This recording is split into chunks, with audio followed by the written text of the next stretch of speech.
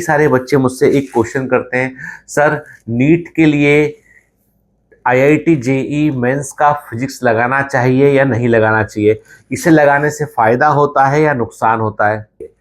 कुछ लोग कहते हैं कि जेई लेवल कर लोगे ना तो नीट बहुत आसान हो जाएगा, आसान लगेगा, और कुछ कहते हैं कि जेई का फिजिक्स करने से नीट का पेपर बिगड़ जाता है।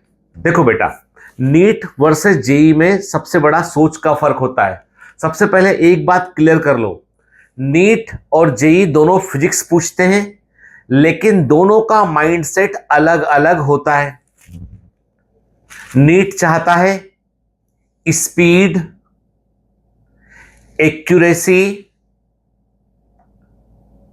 और एनसीईआरटी अलाइन थिंकिंग, कितना जल्दी रिकॉल कर पा रहे हो, कितना एक्यूरेट कर पा रहे हो, और एनसीईआरटी जो है उसको आपने पढ़ा है या नहीं पढ़ा है, उससे जुड़ा हुआ thinking.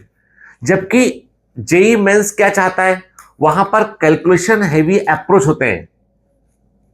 Yes, multi step logic लगाने होते हैं आपको। फिजिक्स के हर एक क्वेश्चन में मैथमेटिकल डेप्थ होती है, ये फैक्ट है, क्योंकि उनका मेन सब्जेक्ट है मैथमेटिक्स, जेई वाले बच्चों का। तो इसलिए हर क्वेश्चन में आपको मैथमेटिकल डेप्थ देखने मिलेगा। अगर आप जेई वाली थिंकिंग नीट में लेकर आएंगे तो मार्क्स कटेंगे, ये फैक्ट है, नंबर कम होंगे आपके। अब प्रश्न उठता है कि जेई फिजिक्स कब फायदे की है। अब बहुत ध्यान से बात सुनना, मैं ये नहीं बोलता हूं कि आप देखो ही मत उसको। जेई मेंस फिजिक्स हर स्टूडेंट के लिए नहीं है बेटा, तो फिर किसके लिए है, किसने लगाना चाहिए? अगर आप एनसीईआरटी पूरी कर चुके हो, आपने नीट के सभी पीवाईक्यूज बार बार आपने सॉल्व कर लिए। बार बार सॉल्व करने का मतलब कम से कम 3 बार सॉल्व करना।